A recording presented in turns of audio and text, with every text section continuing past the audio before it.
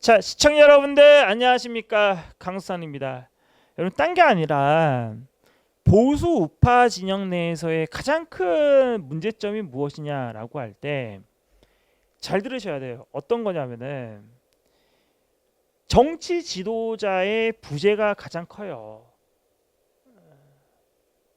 나 대통령 하고 싶어요 하는 사람들은 있는데 그 자질에 문제 있는 사람들이 많아. 나 대통령 하고 싶어요 하는데 그 대통령 하고 싶어 하는 사람들이 갑툭튀야. 우리가 지금 모르는데 갑자기 튀어나와가지고 대통령 하고, 그게 윤석열 아니겠습니까? 그 갑툭튀의 두 번째가 한동훈이에요. 이번에 한동훈한테 표를 줄까? 만약에 대선이라 치면은 가정에서 상대방이 이재명이다, 그럼 표 안 줘. 어떤 행정을 운영을 하거나 신뢰가 있게끔 하는 그런 경력이 있는 사람을 뽑게 되어 있어요. 지금 보수 우파 어르신들이 윤석열 찍었다가 이제 지하철도 노인 제한이 뜨겠죠. 기초연금도 줄어들고 어? 큰일 난 거야. 차라리 이재명을 찍었으면은 둘 중 하나겠죠. 대한민국에 부응하거나 대한민국에 쫓다 망하거나 뭔가 결과라도 있을 거 아니야. 근데 윤석열은 식물 대통령이죠. 장하면은 해외 출장 가고, 국내 경제적인 문제가 중요한데 출장 다닌다고 뭐 순방하면서 돌아요. 이거 여기 갔다 저기 갔다 그거 안 해도 돼. 그 가서 뭐하게, 대통령 와서 뭐 환대해주고 그거 해서 뭐하게. 차라리 국무총리 보내가지고 순방 돌게 하는 게 훨씬 더 낫다고 봐. 어. 대통령이 직접 갈 필요가 없어. 대통령은 국민의 생명과 안전을 위해서, 그 생명과 안전의 가장 기본적인 게 사람이 살 수 있는 거 아니에요? 그럼 경제적으로 부응했을 때 최고거든. 지금 제가 윤석열 대통령에 대해서 비평하는 게 아니에요. 우리 우파 진영이 무엇 때문에 태극기를 들었는지를 생각해야 돼. 윤석열 만세하기 위해서 저 윤석열 만세한테 변절자들처럼 붙어가지고 저러는 겁니까? 그냥 대통령 권력이 있기 때문에 거기 가면은 뭐 먹을 게 뭐 감이라도 떨어져 나오니까 거기 가서 한동훈 찍고 윤석열 그러는 거지. 그 사람들이 나라를 위해서 윤석열 한동훈 만세 저러는 거 아니잖아. 좌파 뭐 이재명이나 뭐 조국 얘기하고 있지만은 조국과 이재명을 포함해서 문재인을 능가할 수 있는 능력이 있는 보수 우파 중에서 인물이 있어야 되는데 그래봤자 카운팅 되고 있는 사람은 오세훈밖에 없어. 오세훈이 대선 후보로 나오면은 그나마 표는 보수가 보호할 수 있어요. 근데 갑툭튀 갑자기 튀어나와가지고 다 해먹겠다고 하고 있는 저 윤석열의 행정 능력 보고 있으면은 야, 이거는 문제가 있다 라는 게 느껴지지 않습니까? 특히나 한동훈도 윤석열과 같이 갑툭튀예요. 갑자기 튀어나와가지고 다 해먹잖아. 근데 그 한동훈이가 당대표 됐는데 당 장악력은 최악입니다. 한동훈만 빼고 모든 국민의힘 국회의원이 윤석열과 같이 먹지 않았습니까? 저녁을. 한동훈 빼고. 그럼에도 불구하고 108석인데 그 최상병 특검법에서 김건희 특검법 포함해서 4명이나 이탈을 했어요. 야, 왜 김건희 특검법 안 받아? 작년도부터 했는데 재작년부터 했나? 그러면 국민의 신뢰가 더 떨어져 나갑니다. 아니, 왜 보수가 당당해야지 어때 권력에 뒤에 숨어가지고 얘기도 안 하고 침묵을 합니까? 특히나 김건희가 돈 받아 처먹은 거는, 그 가방 처먹은 거는 사실이잖아. 최재원 목사 얘기할 필요 없고 가방 받은 건 사실이잖아. 그 인정을 해야 안 해요. 그러면 감옥 들어가야지. 누구한테는 적용하는 법리가 다르다고 하면은 이게 공정한 거냐고. 전혀 공정하지가 않죠. 검찰 출신이기 때문에 검사들이 거의 대부분의 공직 자리를 다 가져간다 치더라도 그 검사의 카르텔을 무너뜨리는 게 이재명밖에 없어요. 국민들이 사실상 저번에 국회에서는 185석이었죠. 더불어민주당이 180석이었나? 이번에는 187석이잖아. 왜 187석이냐면은 175석에다가 민주당 175석에다가 12석은 또 조국 혁신당이잖아. 그럼 합치면 187석이잖아. 거의 뭐 200석이라 보면 되죠. 저기 있는 개혁신당의 이준석, 그쪽은 3석이나 가져가 있잖아요.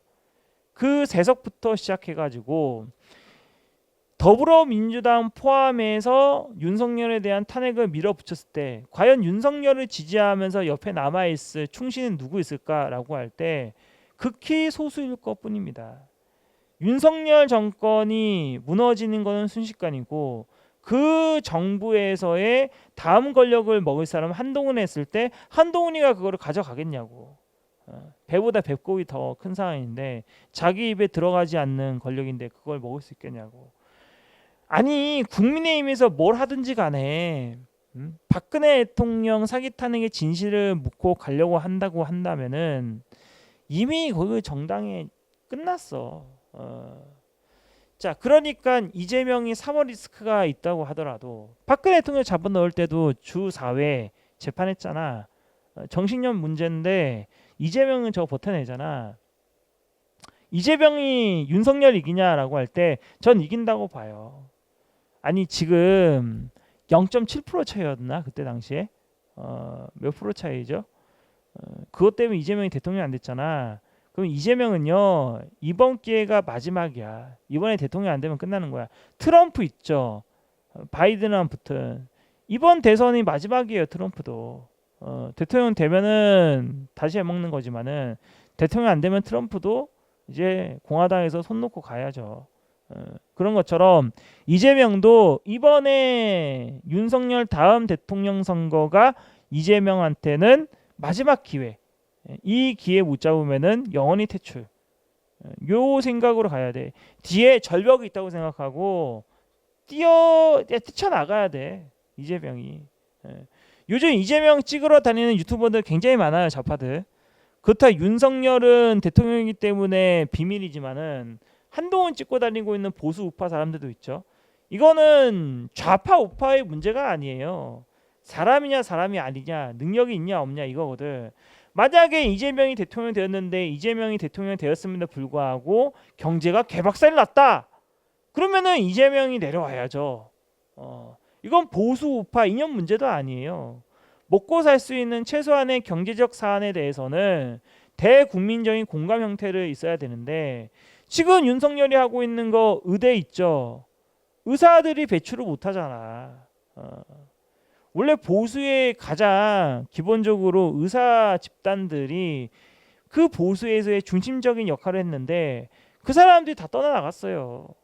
윤석열에 기대서 뭔가 대한민국에 뭐 있다는 거 그게 아니라 윤석열이 권력에 있기 때문에 그 권력에 불붙어 가지고 촬영하는 사람들이야. 만약에 윤석열 말고 이재명이가 국민의힘 당대표거나 국민의힘 대선 후보로 나갔으면은 이재명 만세 부를 사람들이라고. 그런 유튜버들이. 이런 상황 속에서 우리 우파 진영에서 이재명이 대통령 되냐 윤석열이 대통령으로서 어떤 거 뭐 하냐 아무 관심이 없어요. 왜 없는지 아세요? 재미가 없거든. 자기네들이 대통령 하고 싶다고 하는 사람들은 되게 많아. 근데 자질 문제가 있어. 국민의힘에서는 대통령 될 만한 인물이라고 하는 사람은 키껏 해봤자 3명으로 간춰주죠. 오세훈, 한동훈, 이준석. 근데 이준석은 개혁신당으로 해서 나왔기 때문에 국민의힘에 다시 들어가야 되는 첫 번째 관문이 있는 것뿐이야. 못 들어가면 대선 후보가 안 돼. 그러면 한동훈이랑 오세훈 싸울 건데 오세훈 입장에서는 한동훈이가 뒤에 윤석열이 있으니까 대통령 권력이랑 서울시장의 권력이 부딪히는 거 아니겠어요? 찍어내리는 거? 대선 후보에서 누가 될 것 같아요? 아니 윤석열이 살아있는 한 한동훈이 되겠죠. 그 자질 문제인데 한동훈이가 행정 능력이 있겠냐고. 없다고. 검사는 검사였을 때가 의미가 있지. 검사 권력까지 다 누린 다음에 그 정치판에 끌어와? 정치는 선과 악이 공존하는 데인데 검사는 악을 처벌하고 선을 보호해주는 역할이지만은 정치판에 있는 국회는요 선과 악이 공존한다니까. 그 검사 눈에는 저게 왜 저러지 그러잖아. 악을 추정하고 악에 대해서 표를 주는 게 국민들이야. 국민들이 가장 크게 보고 있는 거는요 자기 인생을 얼마나 만족스럽게 만드는 정치적 인물이 있는지를 판단하는 거야. 최소한은 이재명은요 거짓말을 하잖아. 근데 그 거짓말도 변희재처럼 능수능란하게 하잖아. 문제는 이재명은 어떤 일을 하더라도 마무리를 짓거나 끌고 갈 수 있는 해당 사안에 대해서 뭔가 결과를 보여줄 수 있어. 근데 윤석열은 그게 안 돼.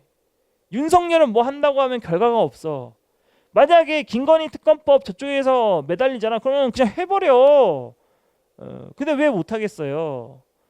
자기가 봐도 꿀리니까, 감옥 들어갈 사안이니까 못하는 거 아니야. 그러니 이재명 같은 독사가 그거 하나 물어가지고 계속 헤쳐먹는 거야. 이게 정치 권력 싸움인데 이재명이냐 한동훈이냐, 이재명이냐 오세훈이냐, 이거 뭐 걱정합니까? 나중에 뭐 이재명이 되면 어떻고 오세훈 되면 어때요?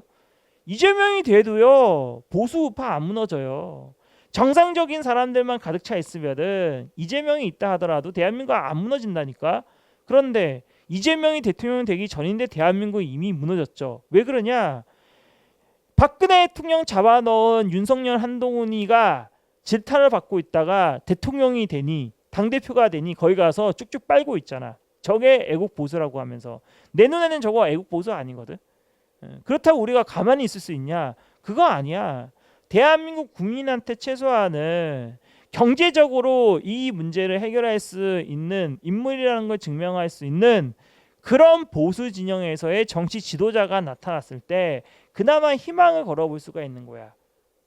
지금이요 유튜브에요 정말 이름도 모르는 유튜버들 나이 한 40대 50대 정말 많아요. 이재명이 어떻다 윤석열 어떻다 하면서 그런 생명력을 가지고 치열하거든. 그 사람들은 변호사 자격증도 있고 인생에서 살아오면서 부도 형성을 했어. 그런 사람들은 상대로 해서 박사회까지도 있는 거야. 내가 살아남는 방법은요 나만 할 수 있는 거, 누구나 할 수 있는 거는 금방 따라잡혀요. 누구나 할 수 있는 거는 나만 할 수 있는 거. 그래서 나는 곰곰이 생각해봤어. 아, 집회밖에 없겠구나. 내가 마이크 잡고 떠드는 거, 혼자서 춤추고 노래 부르고 하면서 이거밖에 없겠구나. 그게 남들과 차별화되어 있는 내 유튜브에서의 컨텐츠구나.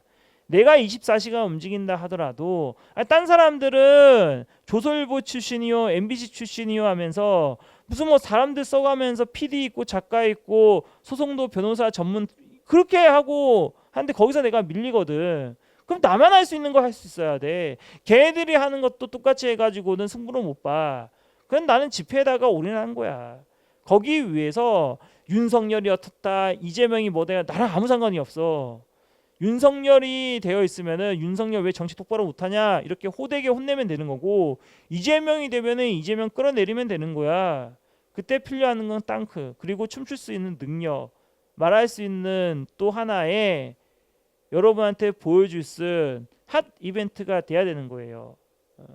그거 외에는 없어. 나머지는 누구나 할 수 있고 누구나 따라할 수 있는 것들이야. 이재명 대통령 되면요 보수 우파는요 누가 이재명한테 더 쌍욕을 많이 하는지, 누가 더 가격하게 퍼포먼스를 하는지에 따라서 사람들이 걸려가서 모여듭니다. 나는 이재명이 대통령 된다고 봐. 그 이재명이 대통령 된다고 소원하는 게 아니라 보수 우파가 이렇게 가다가는 이재명한테 대통령 권력까지 헌납하게 되구나.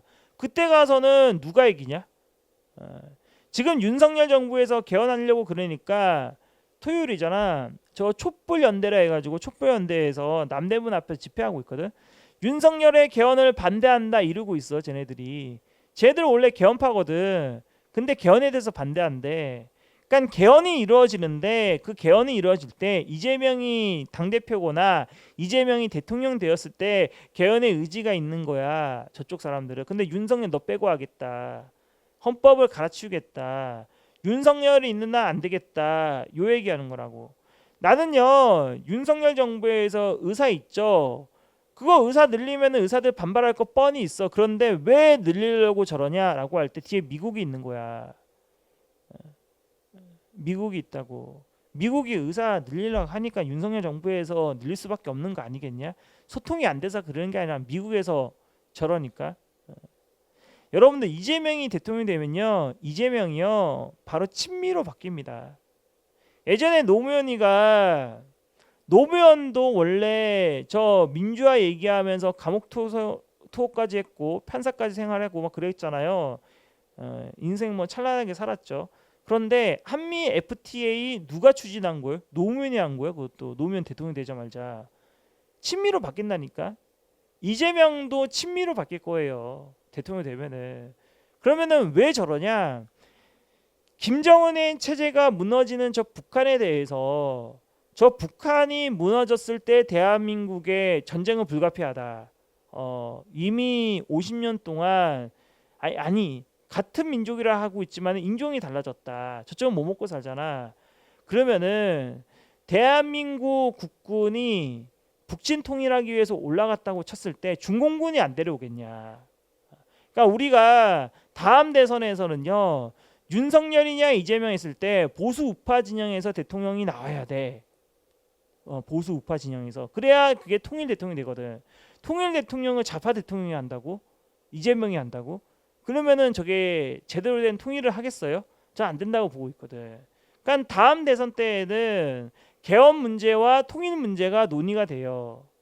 그렇다고요. 그러니까 우리 쪽에서 좀 쓸만한 사람, 어떤 국가의 경제적인 위기를 모면하거나 해결할 수 있는 그런 인물이 탄생해야 되는데 한동훈은 아니다. 한동훈의 자질은 못됐다. 기대할 수 있는 사람은 오세훈이다. 전 오세훈이 대선 후보 되었으면 좋겠다는 게 저의 생각입니다. 이재명이냐 아니면은 한동훈이냐 오세훈이냐 이준석이냐 이런 인물들이 많이 언급이 되죠. 그런데 그런 사람들한테 우리의 운명을 맡겨가지고 내 인생이 달라지냐? 달라지는 거 없거든. 우리 스스로가 각각의 대한민국 국민들이 자신의 대통령이라 생각하고 살아갔을 때 그때 의미가 있는 거야. 아니 윤석열이 의사 증언 그냥 늘려버리잖아. 늘리는 이유가 뭐겠어요? 전쟁 나면 의사가 필요하거든. 군의관으로. 아이 국군이 총 맞았는데 그 총알 빼줄 의사가 필요할 거 아니야. 그래서 늘리는 거라고. 윤석열 정부가 갑자기 저렇게 대화 없이 일방적으로 늘리는 이유는 뒤에 미국에서 준비하라고 그러니까. 국제 정세가 막 돌고 도니까. 앞에서는 의사 인구수가 앞으로의 대한민국 인구수에 비례해서 의사 수가 적으니까 지금 의대를 확장하겠다 하고 있지만은 지금 저출산 문제거든. 저출산 문제가 더 심각해지는데 의사 많이 뽑으면은 그거 다 세금 아니에요? 세금 더 많이 내야 돼. 이게 보통 문제가 아니거든. 그런데 왜 의사 뽑는 것을 합니까? 여러분 1년에 스카이 대학교 있죠. 서울대, 연세대, 고려대. 총 몇 명 입학하는 줄 아세요? 12,000명이에요. 12,000명.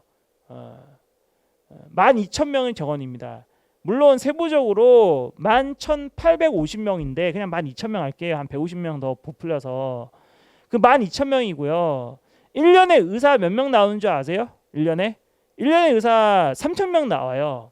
1년에 의사만 3,000명 나와. 근데 2,000명은 더 뽑잖아 매년. 이번 연도 2,000명 뽑고 다음 연도 2,000명 계속 뽑으면은 의사를 1년에 몇 명까지 뽑으려고 하냐? 한 1만 명 정도 뽑으려고 그래. 매년 1만 명.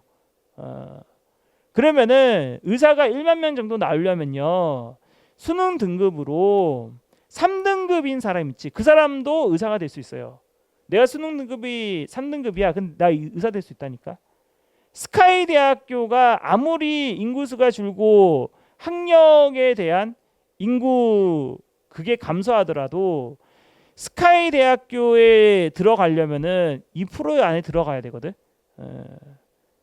왜 정원이 12,000명이기 때문에. 아무리 저출산 문제라 하더라도 죄다 스카이 대학교 들어갈 거 아니야. 근데 이게 계속 반복되면은 1년 있다 또 다음 년도 있다 그 다음 년도 있다가 하다 보면은 어떤 일이 벌어지냐. 3등급인데 내가 의사 되는 거야. 1년에 의사 3,000명 나오는데 이제 1만 명씩 나와. 공급 과잉이죠. 그 의사 왜 나오냐? 저거 전쟁하려고. 통일 전쟁 할 수밖에 없다. 여러분들 윤석열이냐 이재명 그게 중요한 게 아니야 지금. 중국에서는요 이 중국 드론 기술 있죠. 중국에 있는 드론 기술 그거 최고입니다. 그 우크라이나에서 뭐 폭탄 하나 가지고 러시아 땅크 대가리 날려버리는 거 있죠. 땅크 하나에 한 100억, 200억 하거든. 근데 이 드론은 100만 원밖에 안 해. 100만 원 가지고 100억 잡는 거야. 100만 원짜리 하나 가지고 100억짜리 날려버리는 거야. 대한민국 KT, K2, 뭐 전차, 흑표 뭐 이런 것들도 중공군과 결국 싸우게 되어 있다고.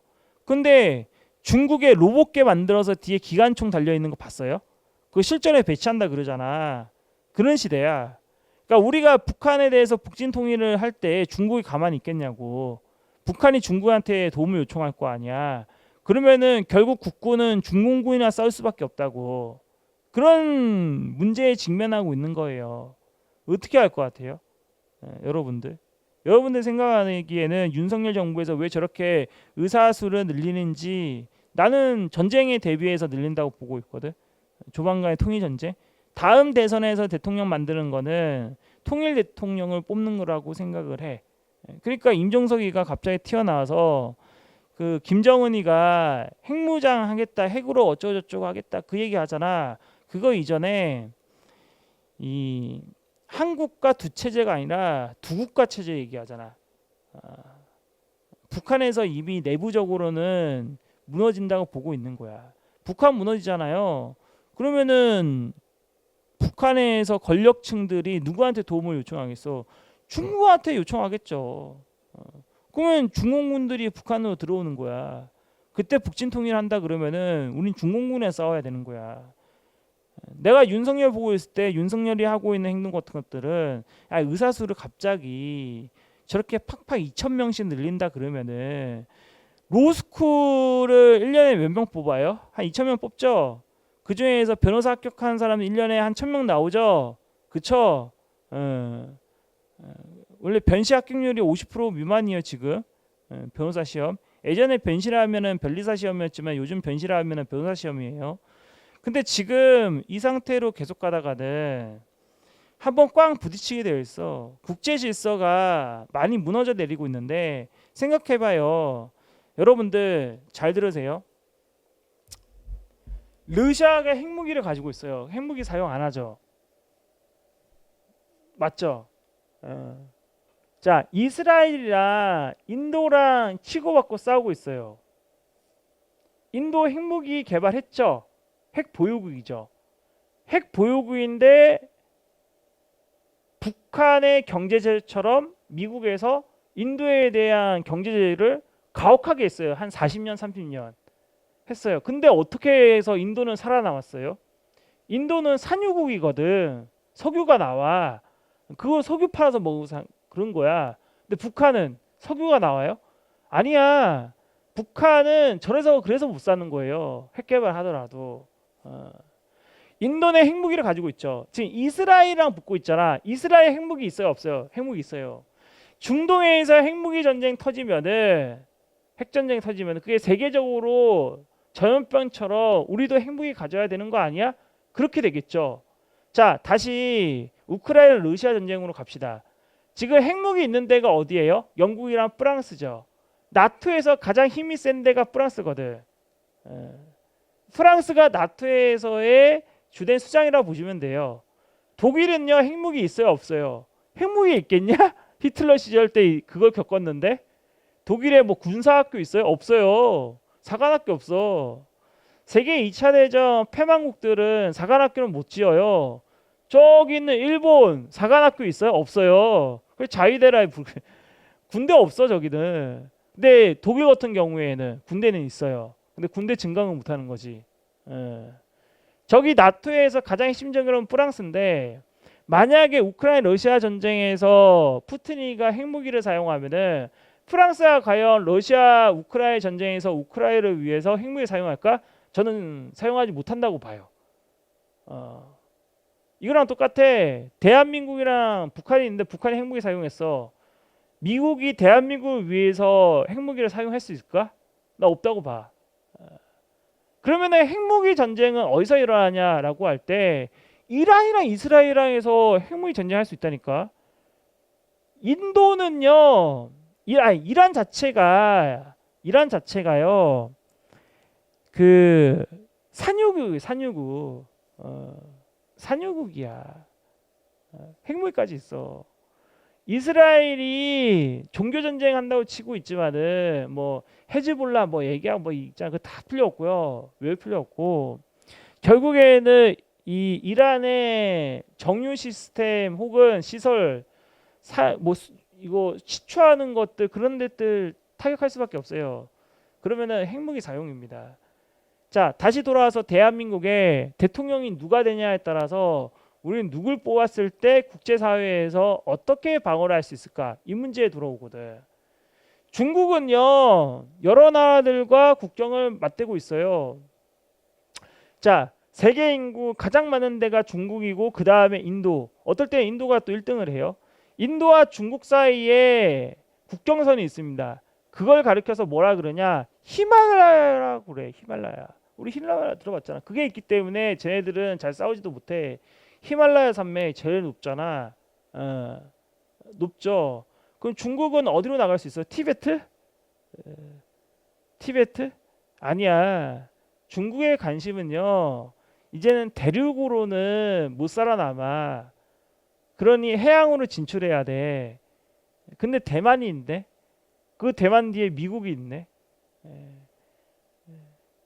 결국에는 태평양으로 나아가려면은 중국 입장에서는 대한민국을 치거나 대만을 먹거나 둘 중 하나를 선택해야 된다고.